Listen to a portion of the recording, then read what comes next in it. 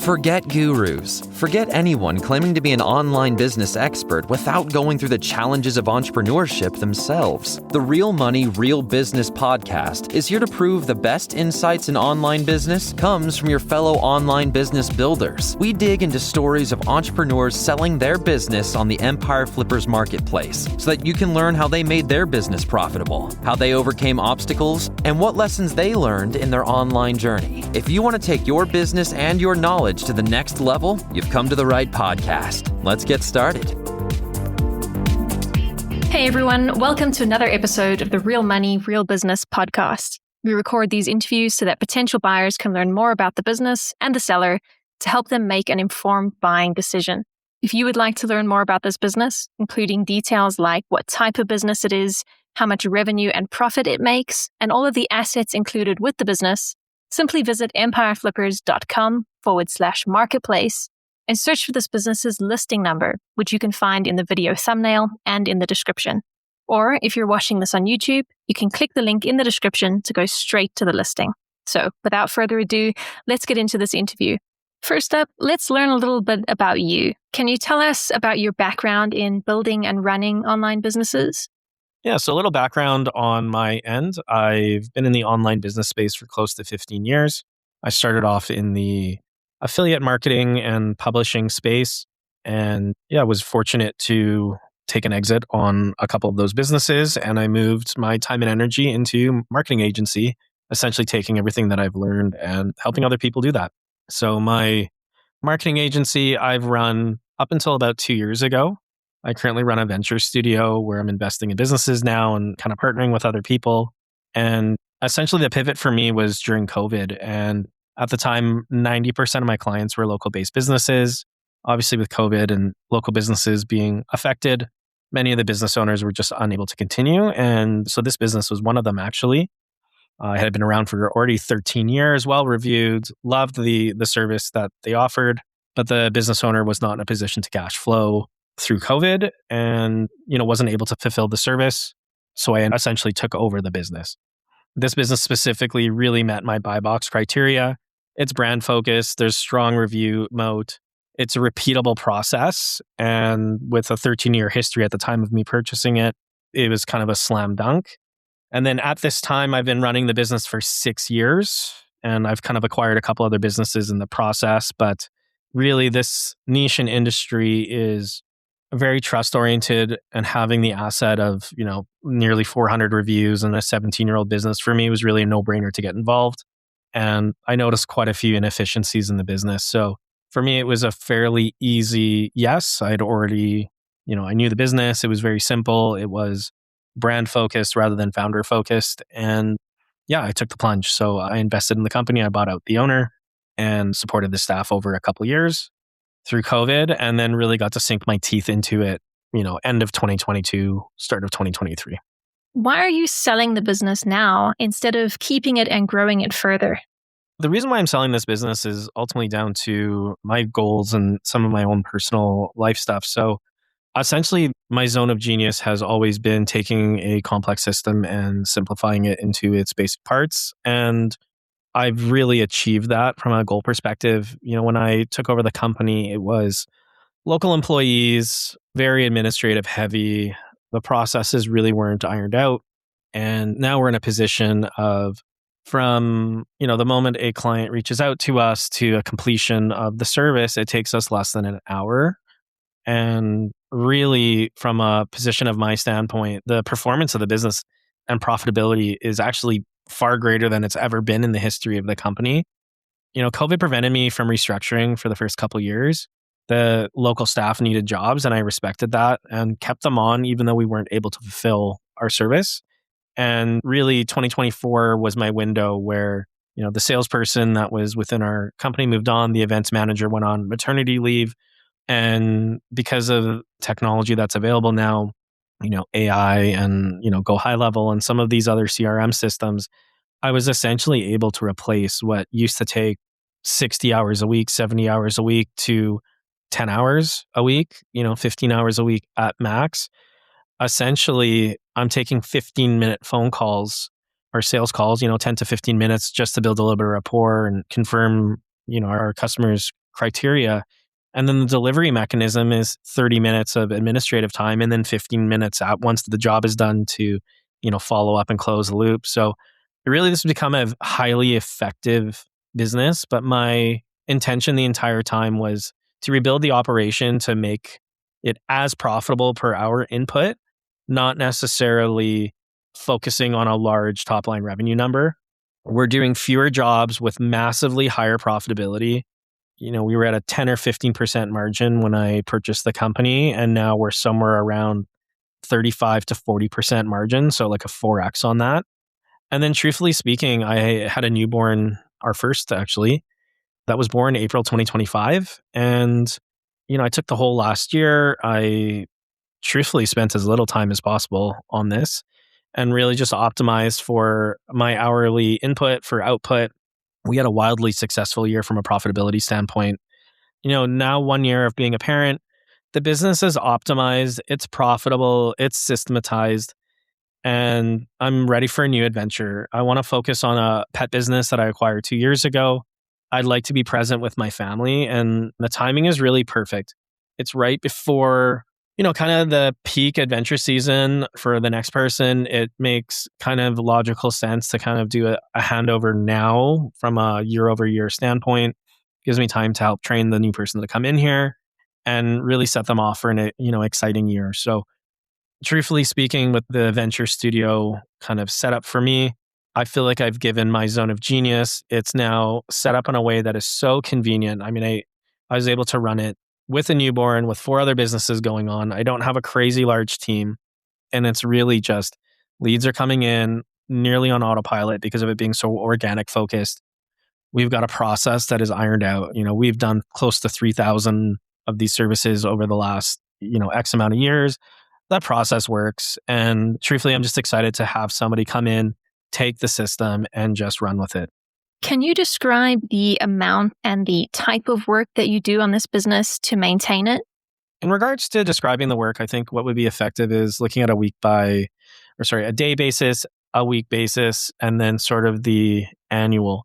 The services in the wedding industry, our average time for execution from the moment a lead inquires into our company to service completed, operationally from our perspective as a company, is an hour or less. So it is extremely efficient. So that works into about a 10 or 15 minute sales or phone call if needed. Often many people just, hey, can you send us a quote? They look at our reviews online. We've got a fairly robust indoctrination sequence where they can read about us, learn about the business, why they should pick us, here are your services, etc. We've got a good majority of people that just, can you send us a quote? And then they sign. We take a 50% deposit up front. Then we receive that final 50% 6 weeks or a month before the wedding. So from a cash flow perspective, it's beautiful. We get paid up front, and then we get paid before the service is even completed. And then any COGS associated with the service is then paid out after. So really nice from a cash flow standpoint there. But getting back to the time commitment. So 10 or 15 minutes for a call, we're essentially just asking them, hey, what date is the event? What venue is the event happening? We're going to ask them how long the event is, and then equipment required. We've got standardized pricing, standardized packages. The clients have already received pricing ahead of time, so it's really just a vibe check call. And then they'll discuss kind of their vision and dream for the day. Again, the calls will take 10 or 15 minutes tops. And once that's done, we will send off a Panda doc. Now we're transcribing our calls and putting that into a Panda doc that's already systematized as well. You send the quote off. Once the client signs, the sort of next 15-minute bucket is onboarding them, which is giving them access to a planning portal that is already templated, assigning our contractor that will be facilitating the event, and everything else is automated through emails or SMSs. So as the event is coming closer, they're already receiving messages and updates. And then really about 2 weeks before the event, it's a scheduling of the contractor that is facilitating the event and the couple, and ensuring if there's any other remaining information that needs to be filled out, that we're babysitting it. So really you can look at it as kind of like 3 to 4 buckets. You've got like a sales bucket that's like 10 or 15 minutes. You've got a administrative sending out the quote and There might be a little bit of back and forth on, hey, can you add hours or subtract hours? Then you've got the administrative element of onboarding, which is about 10 or 15 minutes. And then finally, up until the event, just ensuring that you're scheduling the contractor and the couple. So on average, we're closing kind of 3 to 4 deals a week. We have about 15 to 20 leads that come in.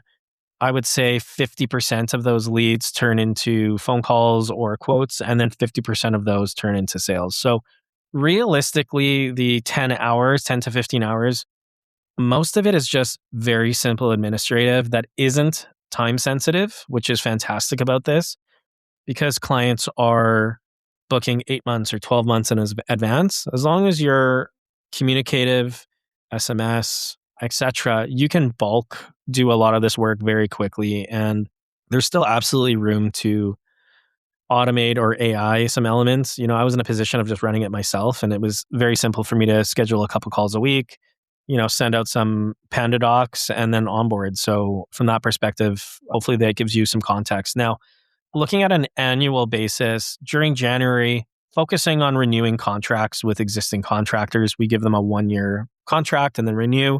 So there is a little bit of administrative kind of early in January, but because you have relationships with these contractors on a consistent basis, it's not very difficult. It's just a matter of updating, hey, it's the 2025 contract and now we're in 2026 and send that off. But really, there's no physical location, there's no inventory, there's no equipment to manage. Everything's run through Go High Level CRMs, leads, booking, follow-ups, payments. Everything's already automated. Really, the manual element is an initial point of contact with them so that they know that there's a real human there that is there to serve them. Some administrative time on creating a quote. The quote's already templated. We have standardized pricing, which the couple is already aware of.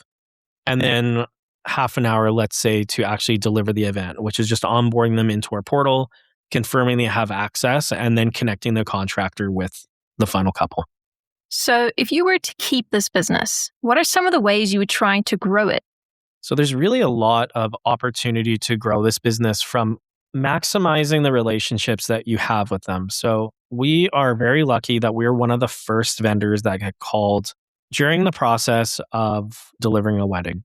They're going to book their venue probably first, and then we're sort of second in line. So if I was going to immediately look to growing this, it would actually be service upsells. We only offer DJing right now. They're photo booths, uplighting, photography, referrals, MC packages. We're booking clients 8 to 12 months out. The average wedding is probably $30,000 to $50,000 in spend. And because we're one of the first vendors booked, this idea of a concierge model with preferred vendors and even taking a 10% kickback is massive. This is a opportunity that I wish I'd executed on earlier, if I'm being honest.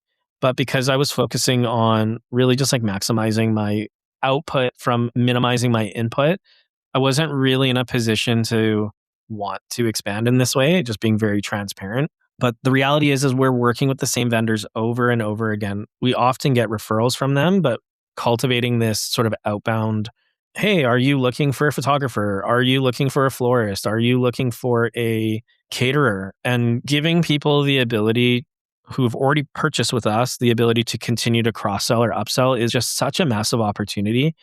And then similarly, our DJs, many of them have premium equipment. They've got LED screens and LED dance floors and all of these other upsell opportunities that truthfully, I'm focusing on the front end of taking the deposit. We've got standardized pricing as simple as possible. The process just works, right? We're closing 50% of the people we talk to, but like 25% of the leads that are coming in.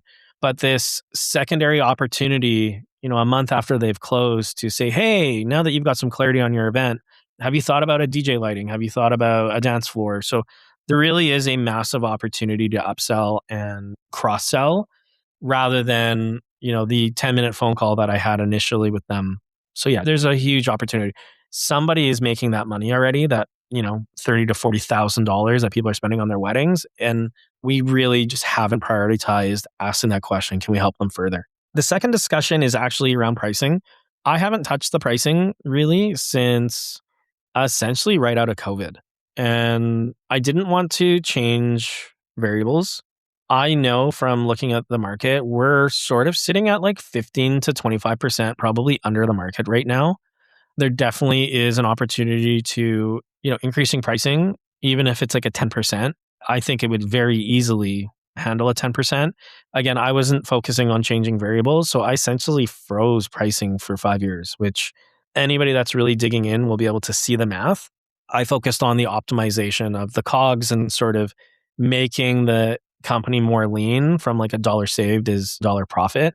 But somebody that's really looking at an expansion standpoint, there's a very easy lift there.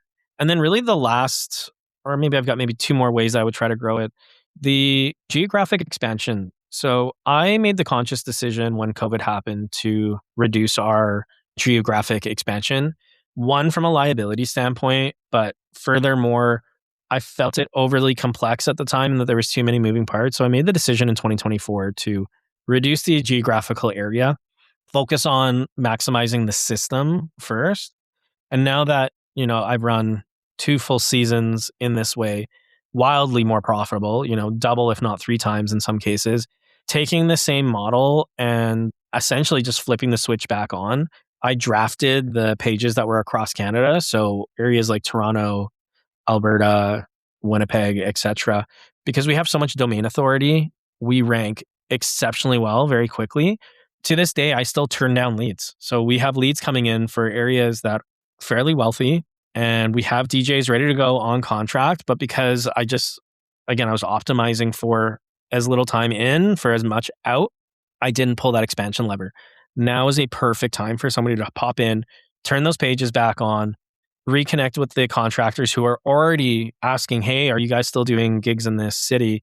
And it just becomes an easy multiplier, especially now that the profitability of the business is so high from a delivery standpoint.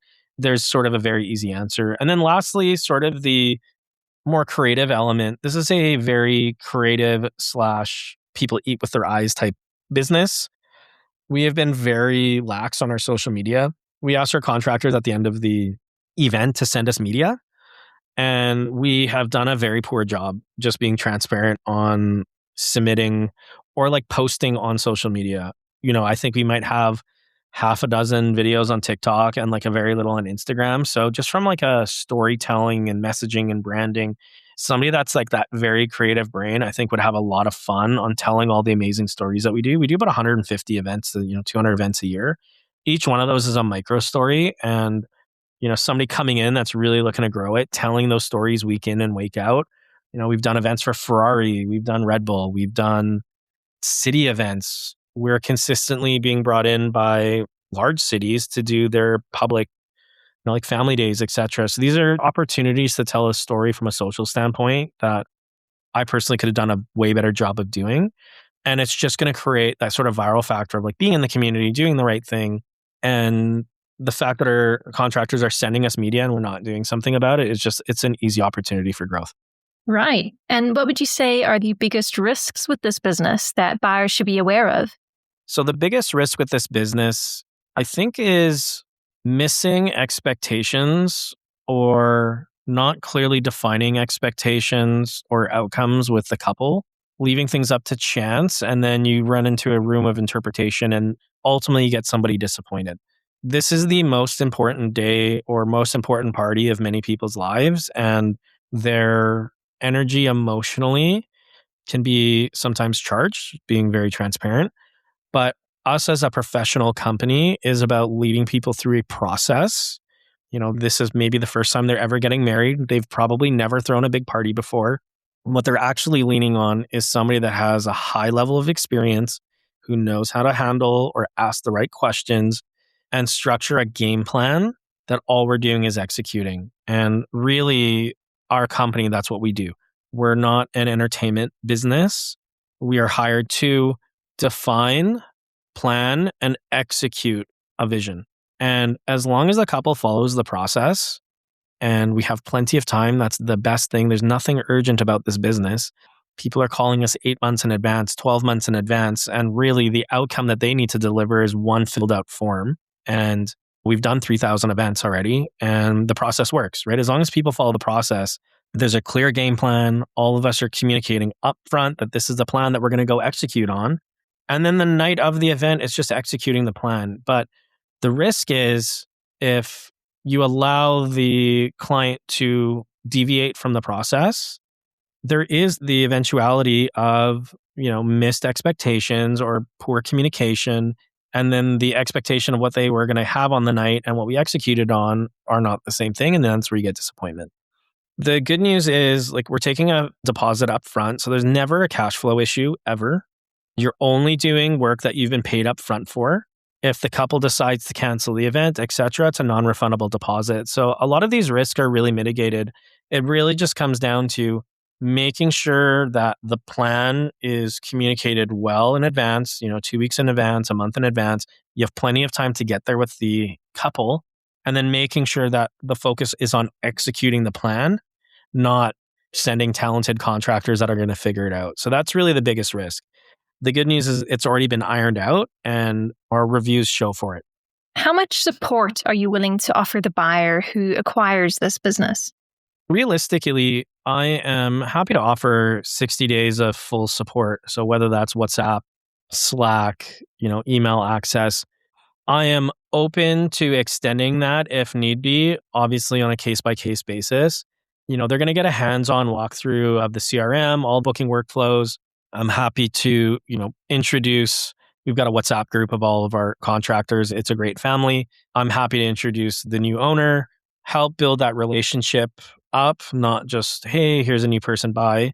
Number one core value for me is deep, meaningful relationships. I would hope that I would continue to have a relationship with this owner in the future. It's a beautiful business. We're helping a lot of people do wonderful things. So I'm happy to do that. But from a boundaries perspective, I think 60 days is effective. The business is essentially doing the same 1 hour flow of, call, onboarding, introducing the contractors and the couple, and then sort of final admin. So, after 8 or 10 times of doing the same process over and over again, it'll be really apparent. I think probably the biggest friction for somebody listening right now is, oh, well, if I have to talk to people, what does that look like? The script it's immensely easy. It's essentially 6 or 7 questions. And as long as you're present and really care about them, the call goes extremely easy. Introduction to key vendor relationships, there really aren't any major ones that we have to worry about. It's really just going to be guidance on some of the seasonal patterns, like which months you're going to expect this type of workload, etc. There's because it's 17 years or 18 years or whatever we're at this point, the ebbs and flows of the business are easy to anticipate. Like any business, there's going to be nuance of things that are going to pop up, but immersion with me in 60 days, I just really don't feel that somebody's going to need more help than that because of how simplistic it is and how regimented it is. But if need be, 90 days would be okay, but we'd have to do that. But my target would be, first 30 days of immersion, the next 30 days, if they need questions or help, happy to do that. Yeah. So hopefully that helps. Are you open to negotiating something like an earn-out agreement? In regards to an earn-out, my preference is going to be a clean transaction, paid up front. But, I genuinely want the buyer to succeed. This business has already been around for 19 years. There's a ton of brand equity. It's made it through, seasonal changes and COVID. And, the brand has really a lot of staying power. And again, I just want the buyer to succeed. It's an important part of this journey or, new chapter of this business. There's 63 confirmed events as of right now for 2026. Leads are coming in consistently.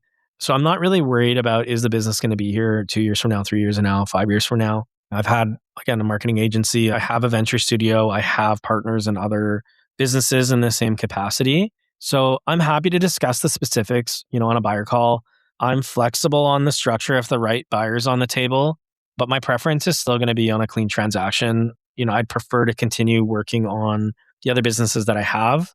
I do believe that narrow attention gets amazing results. So that's going to be the way that I optimize sort of my decision-making on who I pass the reins to. Okay, final question. If you had to put yourself in the shoes of a buyer, why is your business a business worth buying? So putting myself in the shoes of the buyer is fairly easy because I was that person, 5 years ago with a lot more uncertainty and risk. At the time there was 2 local Canadian-based employees. We were right at the start of COVID, and it was still a meaningful amount of money that I had to put down. So I think, the position of the person who will eventually purchase this company is actually in a way better position than I was. I felt like I took a lot of risk. So what I can communicate is sort of the vision that I had about why it was in my buy box at the time. And then I can kind of extrapolate it to today. So this is a business that has a replicatable process. The execution is very linear. We're working with people that are happy, who are incentivized to have like a positive outcome, right? They're celebrating the most important day of their life for many people. And they are committed to getting a result with you, which I love. I've been in other businesses where, you're combative with the other person or there's like a win-lose dynamic. It's like the total opposite. People are so loving and caring and happy to be calling in and discussing, their dream day.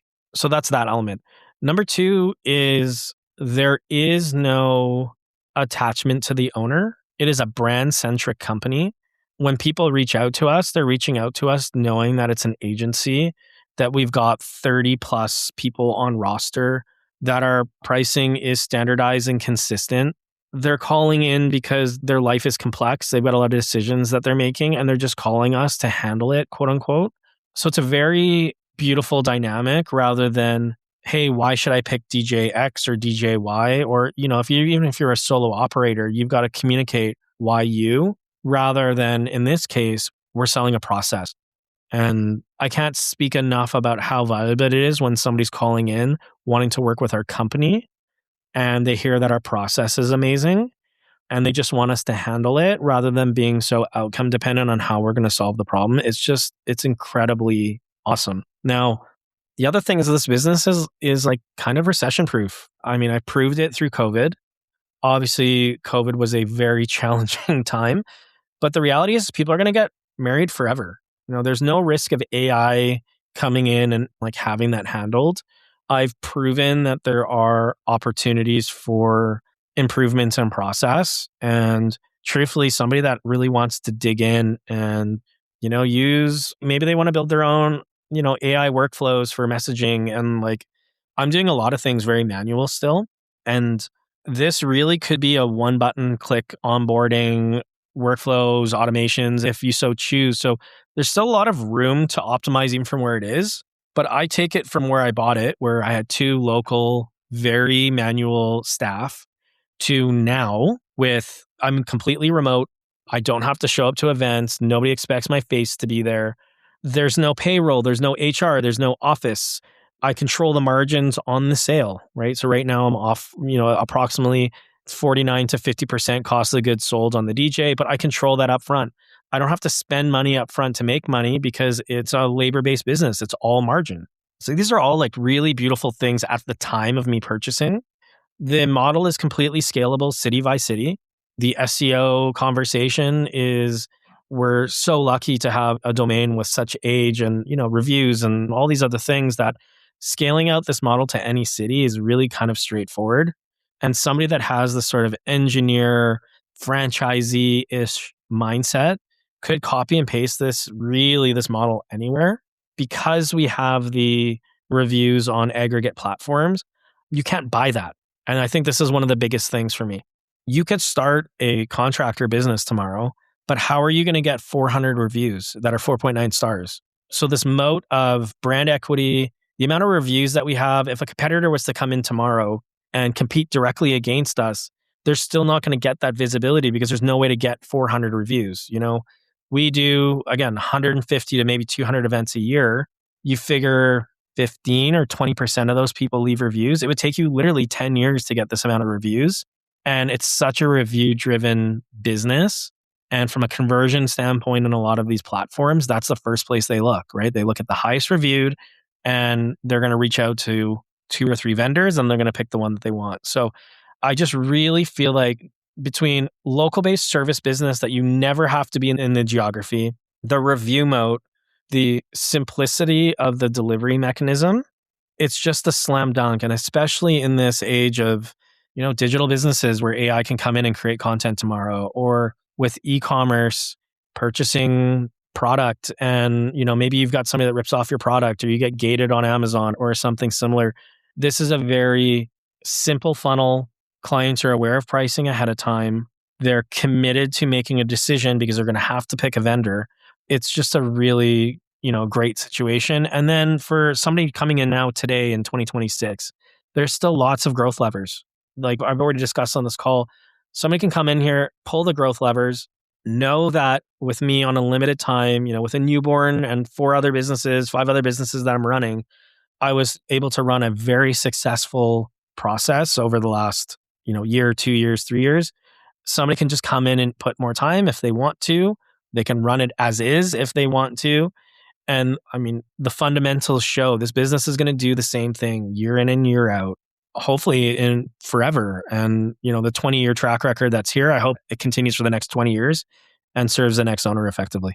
All right, everyone. Thanks for listening. To learn more and see if this business is still for sale, head over to empireflippers.com/marketplace and search for this business listing number, which you can find in the video thumbnail and description. Or if you're watching this on YouTube, click the link in the description to go straight to the listing.